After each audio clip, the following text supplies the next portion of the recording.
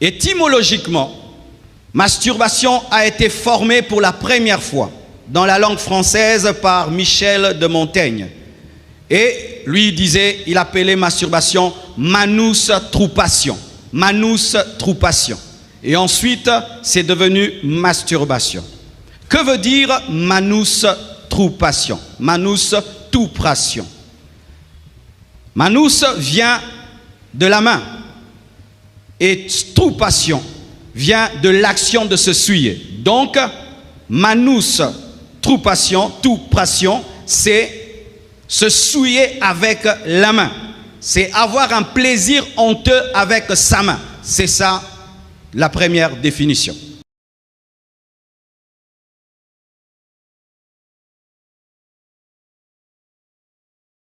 Aujourd'hui, nous allons parler des conséquences de la masturbation. C'est ça le thème de mon message ce matin, les conséquences de la masturbation. Tu peux dire ça à ton voisin de gauche, ton voisin de droite, celui de devant, celui de derrière, celui qui est gêné. Amen. Nous allons lire la parole de Dieu dans 2 Timothée 3, verset 1er jusqu'au verset 5e.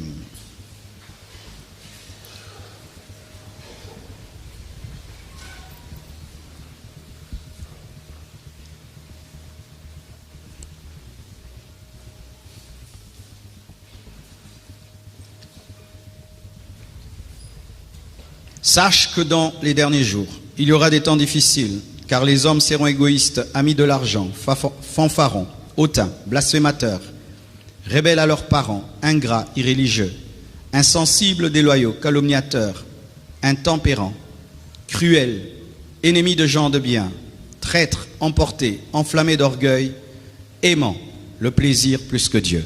Aimant le plaisir plus que Dieu. C'est là que nous allons toucher. Aimant le plaisir plus que Dieu.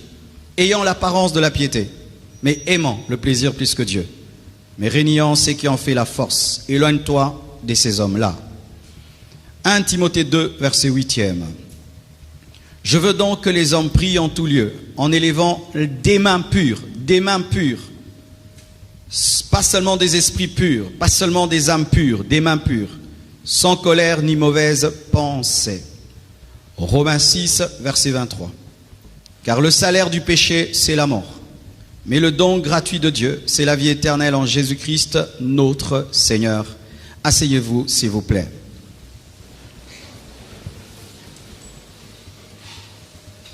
Lorsqu'un homme veut devenir un grand médecin, il y a quelque chose qu'il doit vaincre en lui, la honte. C'est impossible d'être un grand médecin et d'être timide, parce qu'il va t'arriver de dire des choses, de faire des choses qui peuvent gêner le commun des mortels, mais toi, parce que tu veux donner la vie, tu ne dois pas avoir honte. Tu ne peux pas être médecin si tu te gênes facilement. Et le médecin soigne le corps, mais le pasteur est un médecin. Il soigne l'âme, il soigne l'esprit, et le corps aussi. Et si les médecins n'ont pas honte pour donner la vie au corps, le pasteur ne doit pas avoir honte. Si j'ai honte d'enseigner certaines choses, vous risquez de mourir dans le péché. Et lorsque tu lis la Bible, surtout dans l'Ancien Testament, tu vois que Dieu est explicite. Ouais, Dieu parle des choses terribles. Il parle de la pollution nocturne. Il parle de où il faut creuser pour mettre des excréments. Qu'est-ce qu'il faut manger, pas manger. Il parle du cycle de la femme. Clairement, Dieu en parle. Il parle de connaître. Clairement, c'est écrit dans le livre saint.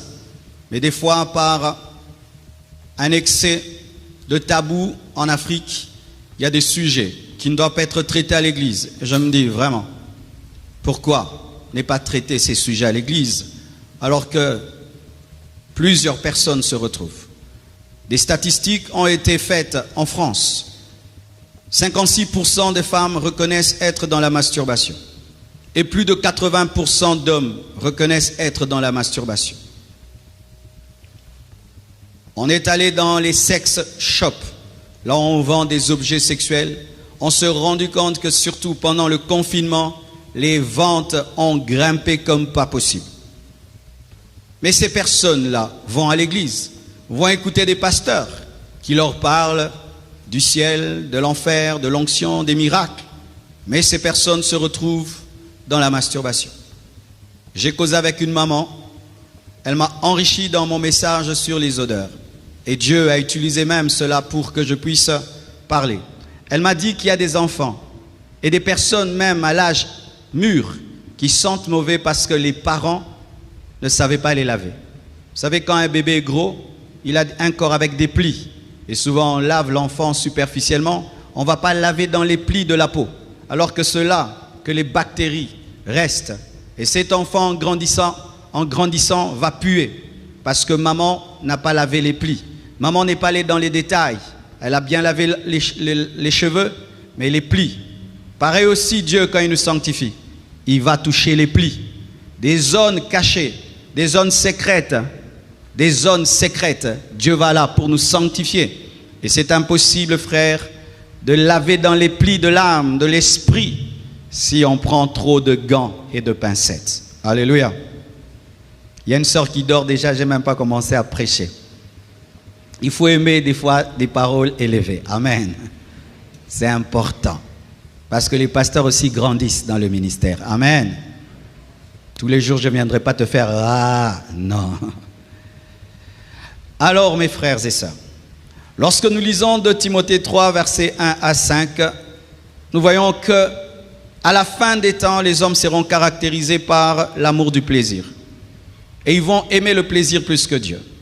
Vous devez savoir que Dieu n'est pas contre le plaisir. C'est Dieu qui a créé le plaisir. La sexualité n'a pas été créée par le diable, elle a été créée par Dieu. Mais Dieu est contre celui qui aime le plaisir plus que lui. C'est là le péché.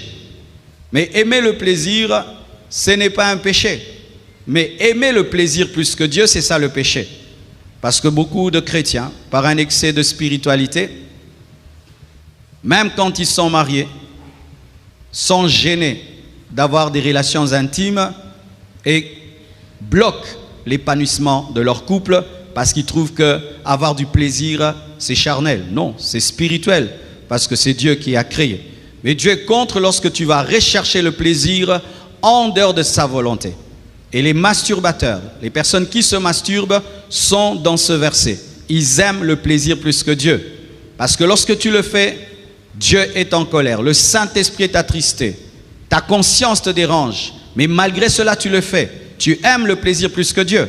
Et vous allez voir qu'on dit, ayant l'apparence de la piété, tout en régnant sa force. C'est que il y aura des gens qui auront l'apparence de la piété, mais qui aimeront le plaisir plus que Dieu. Ils auront une apparence sainte, une apparence pure, mais dans leur vie secrète, ces personnes aimeront le plaisir plus que Dieu. Et aimer le plaisir plus que Dieu, c'est une idolâtrie. C'est une idolâtrie. Tout ce que tu aimeras plus que Dieu est une idolâtrie. Dans 1 Timothée 2, verset 8, « Je veux donc que les hommes prient, mais pas n'importe comment, en levant des mains pures. Lorsque tu vis dans la masturbation et tu lèves tes mains pour prier, tes mains sont impures. C'est pourquoi Dieu ne va pas t'exaucer. Certains, Dieu n'exauce pas vos requêtes ici. C'est parce que vous priez beaucoup, vous jeûnez beaucoup, tu respectes les modalités, fruits, légumes, eau, mais tu ne respectes pas la sanctification parce que tu es même en pleine retraite en train de te livrer à la masturbation et même tu ne veux pas abandonner. C'est pourquoi tes requêtes ne sont pas exaucées parce qu'il faut prier avec des mains pures, sans masturbation. Romains 6, verset 23 nous dit que le salaire du péché, c'est la mort. Dieu le dit clairement. Et c'est ce qu'il a dit à Adam et Ève. Le jour que vous mangerez à l'arbre de la connaissance du bien et du mal, vous mourrez. Mais qu'est-ce que Satan vient dire? Il dit, vous ne mourrez pas. C'est ce qu'il dit toujours aux hommes. Ça ne fait rien. C'est pas grave. C'est pas grave. Ça ne fait rien. Des médecins viennent de dire que la masturbation permet de lutter contre le cancer de la prostate. Permet d'éviter des crises cardiaques. Vous imaginez? Ils disent ça. Et il y a des gens maintenant qui se masturbent pour ne pas attraper le cancer de la prostate. Et comme ça prévient contre le cancer de la prostate, alors les gens se livrent et disent donc c'est bon. Non, ce n'est pas parce qu'une chose peut aider quelque chose que c'est bon. Je peux voler et puis je soigne quelqu'un.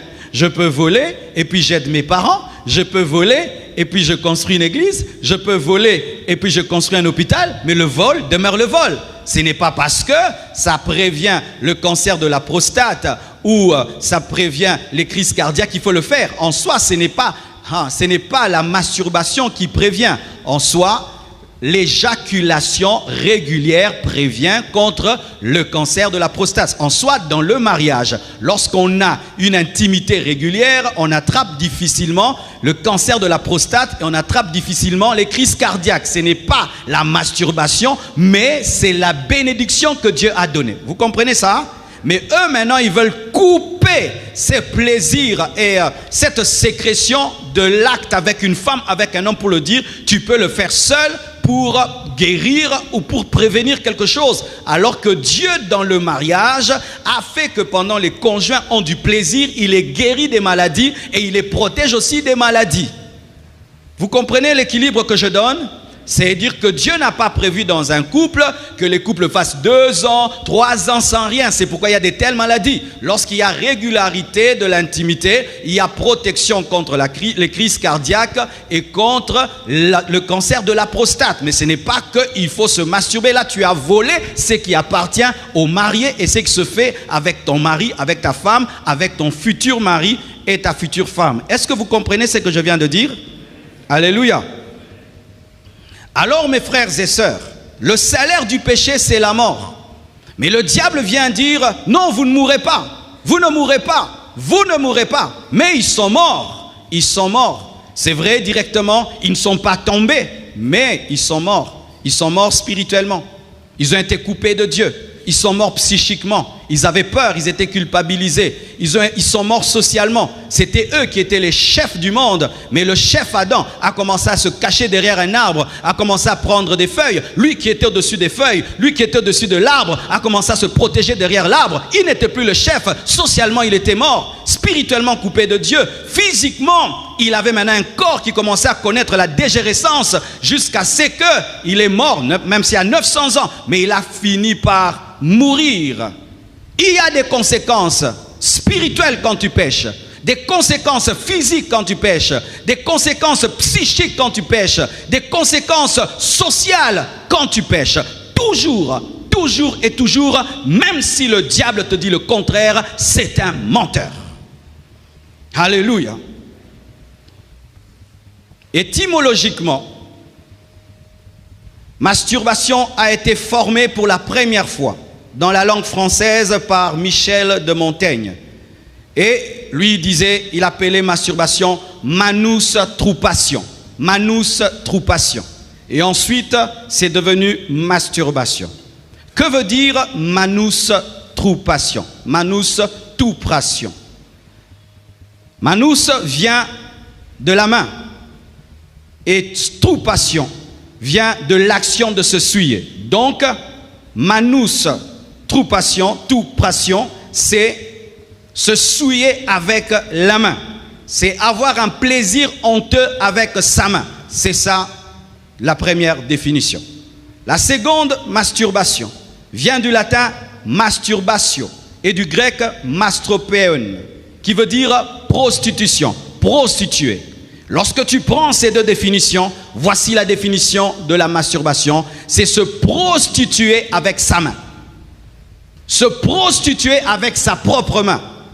C'est se donner un plaisir illicite avec sa propre main. C'est ce qu'on appelle masturbation.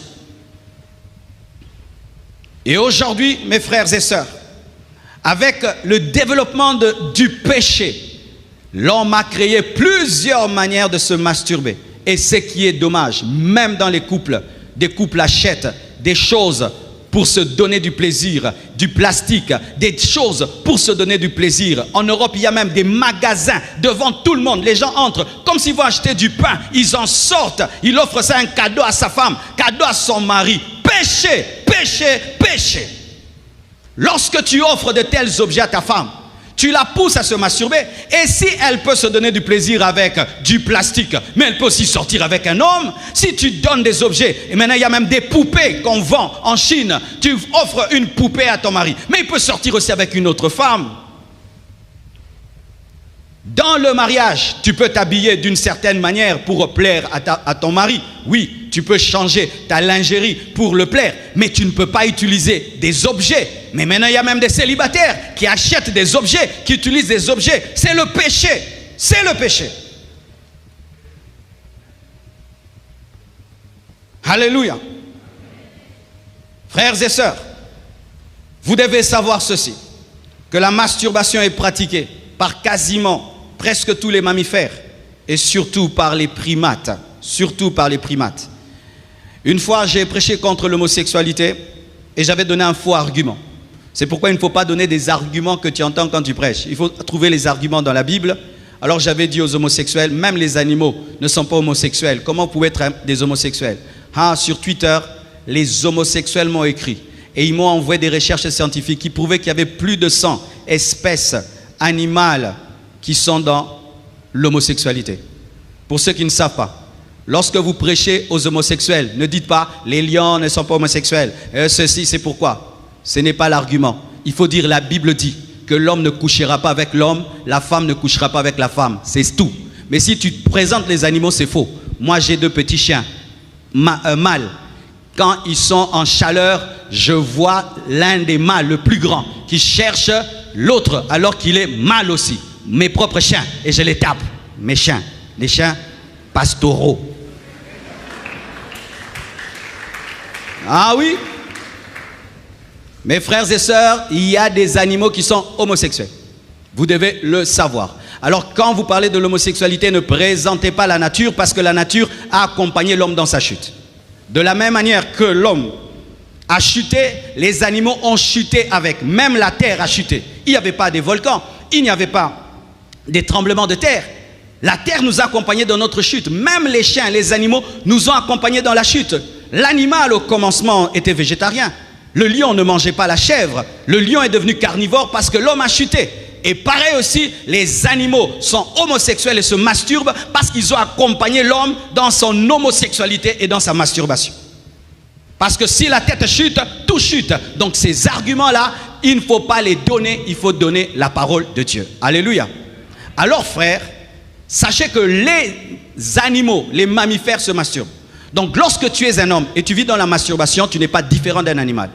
Tu es comme un animal, comme un animal.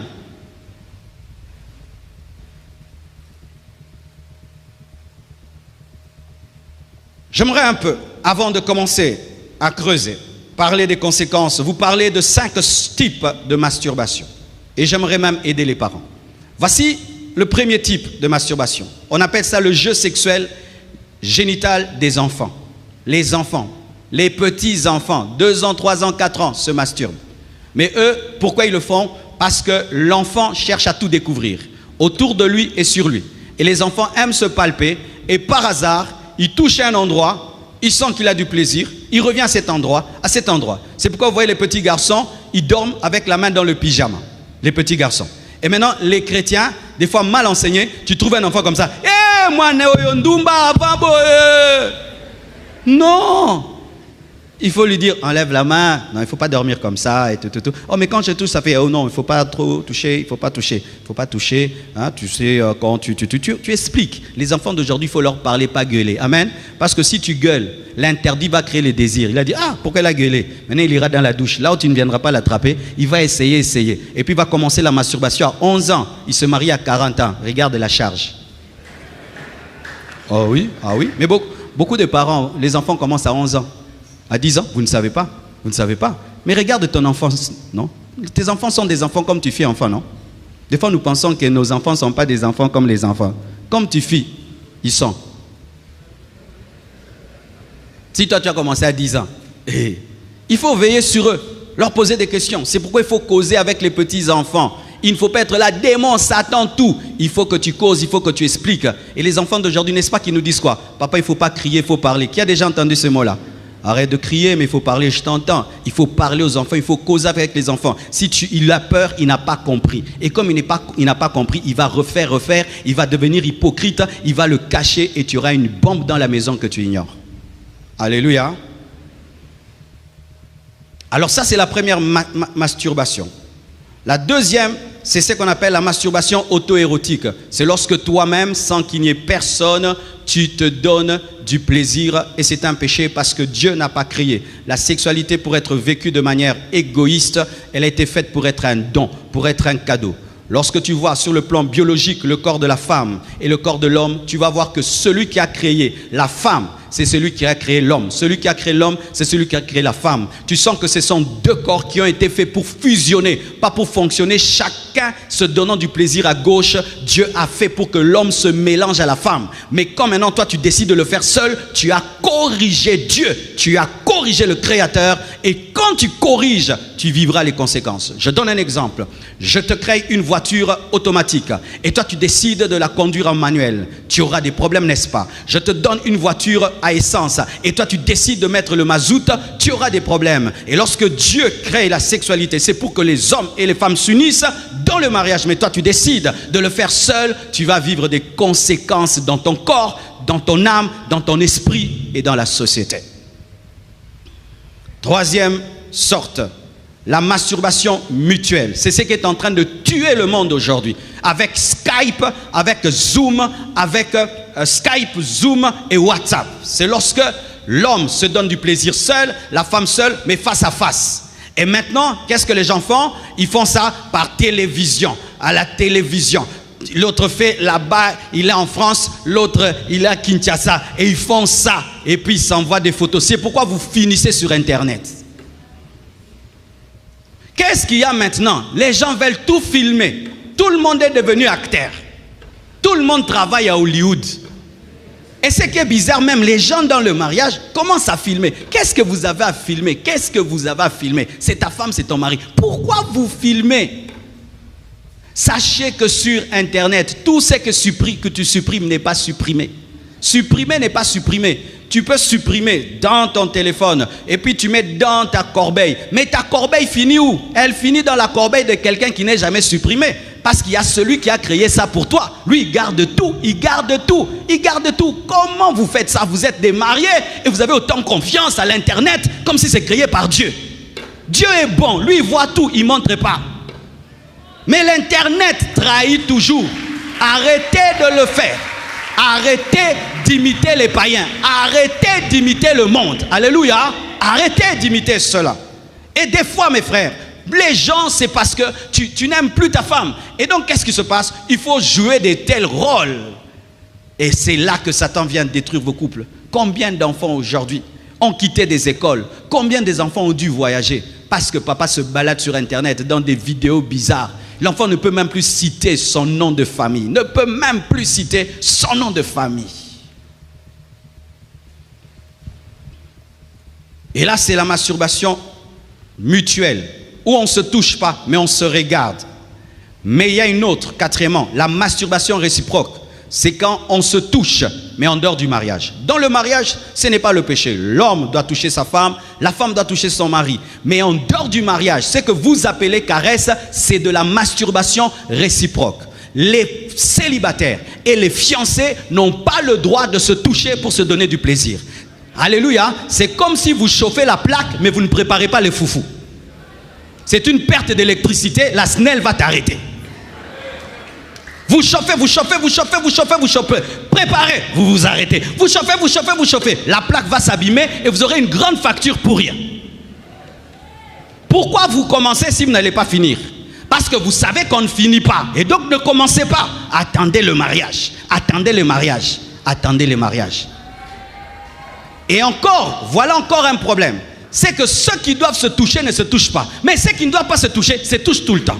Les mariés ne se touchent pas. Quelle est la dernière fois que tu as touché ta femme? Quelle est la dernière fois même que tu as donné un véritable bisou à ta femme? Vous voyez? Mais les célibataires ici, ils vont confesser. Parce que eux, ils font ce qui n'est pas eux. Vous, c'est permis, vous ne faites pas. Les autres, c'est interdit, ils font. C'est ça le diable. Le diable te pousse à faire quand tu ne dois pas faire. Et quand tu dois faire, il te dit ne fais pas. Ainsi, il te fait pécher dans le célibat et il t'embrouille dans les mariages.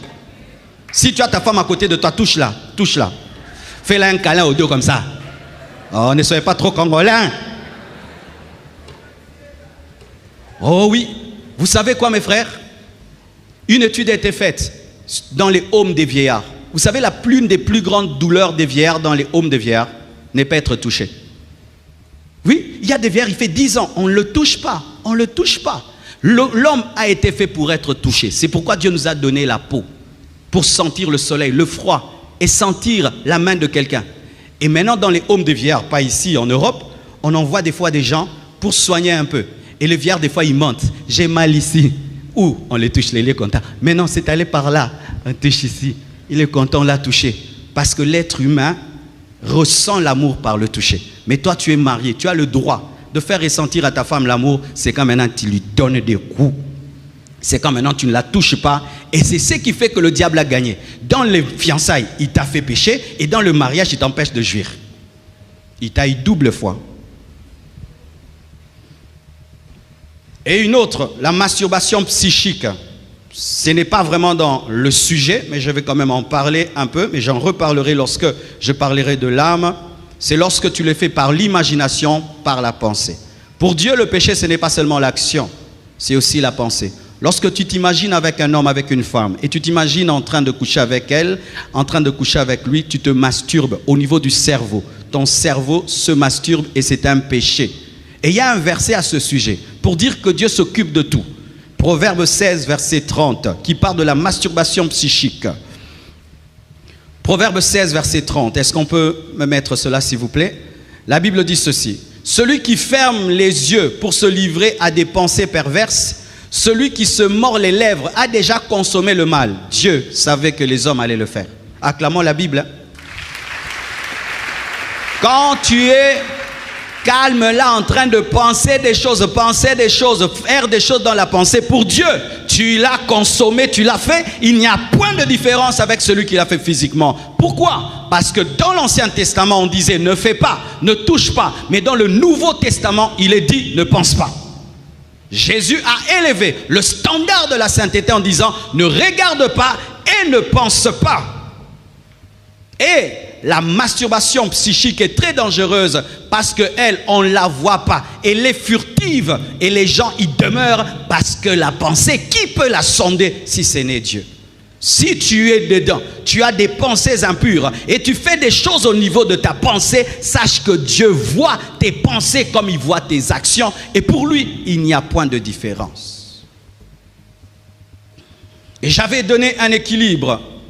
Une différence entre la masturbation, l'onanisme et la pollution nocturne. C'est important que vous ayez tous cette connaissance parce que dimanche, c'est le nombre de personnes, c'est x3 et donc d'autres n'ont pas eu cette connaissance. Certains scientifiques mélangent l'onanisme avec la masturbation. Ils ne connaissent pas la Bible, c'est normal.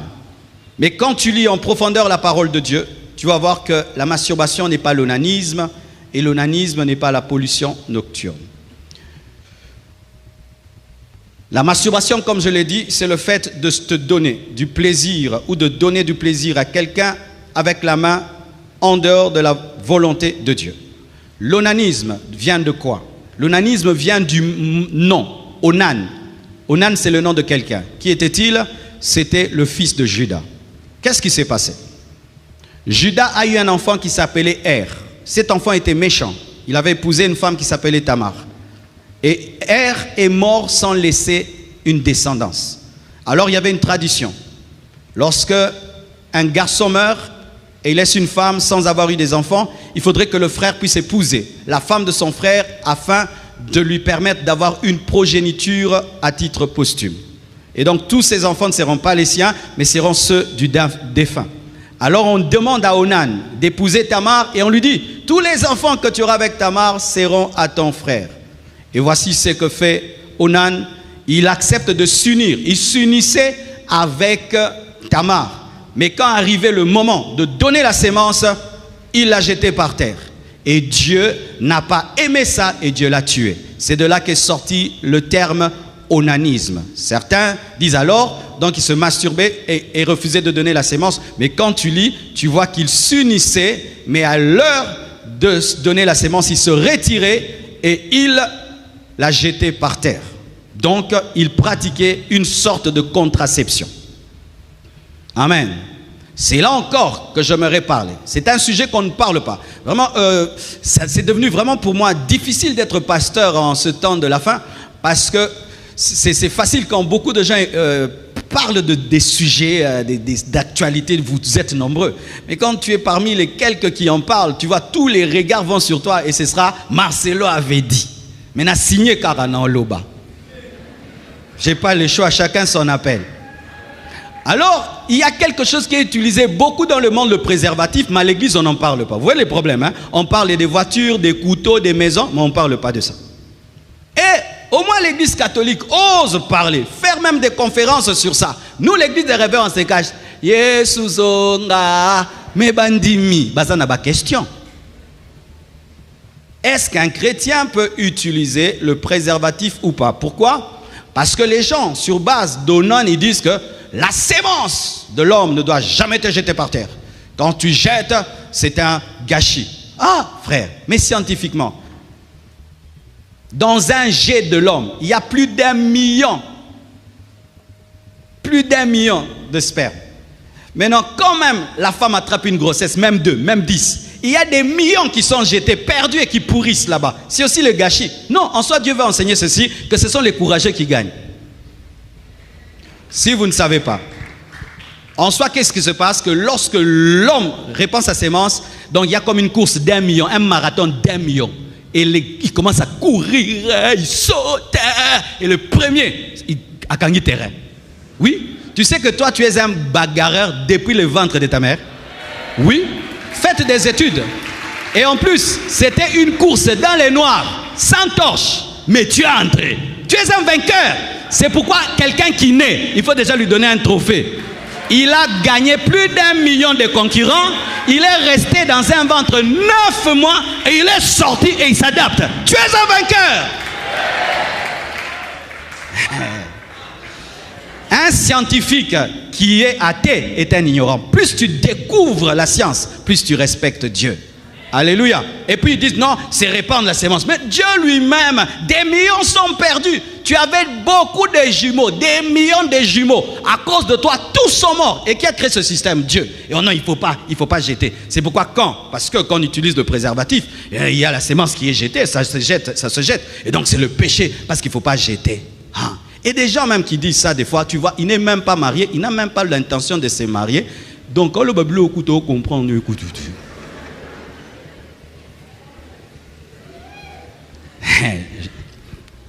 Voici, frère, moi je n'ai pas un verset biblique contre quelqu'un qui dans le mariage. Pour les célibataires, j'ai un verset biblique, c'est les péchés. Amen, hein?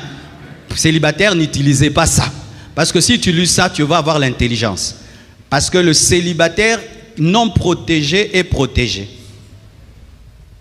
Parce qu'il dit, je peux avoir une grossesse. Il peut avoir une grossesse, je peux avoir le sida, je peux avoir ceci, ça te protège. Mais quand tu deviens maintenant un célibataire protégé, donc tu deviens tout terrain.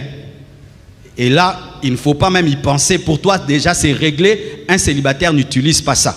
Mais dans le mariage, tout dépend de ta conviction. Je n'ai pas un verset biblique pour te dire que c'est l'onanisme. Onan n'a pas été frappé parce qu'il a jeté la sémence par terre. Il a été frappé parce qu'il ne voulait pas donner la descendance. Parce que Dieu lui-même jette la sémence par terre. Il la jette comment? Déjà par le fait que ce n'est qu'un ou deux ou trois qui fécondent et les autres sont perdus. Et aussi parce que c'est Dieu qui a créé le système naturel qu'on appelle pollution nocturne. La Bible dit que si un homme a un accident nocturne, on parle de la pollution nocturne, c'est-à-dire répandre la sémence sans le vouloir dans le sommeil, qu'il se lave. On ne dit pas que c'est le péché. On parle que c'est sanitaire pour la propreté. Il doit se laver. C'est Dieu qui a créé cela. Lorsqu'un homme est célibataire, ça fait 40 ans de chasteté, le trop plein, Dieu l'évacue pour ne pas qu'il soit tenté à pécher. Et ce n'est pas le péché, et ce n'est ni des maris de nuit, ni des femmes de nuit, c'est Dieu. Bon matin. C'est ça, tu vois? Tu peux être là, tu es chrétien, mais tu as des connaissances, mais tu ne sais même pas d'où c'est venu. C'est quelqu'un qui t'avait seulement raconté sans un verset biblique. Quand est-ce que les pollutions nocturnes sont bizarres? C'est lorsque tu en as souvent.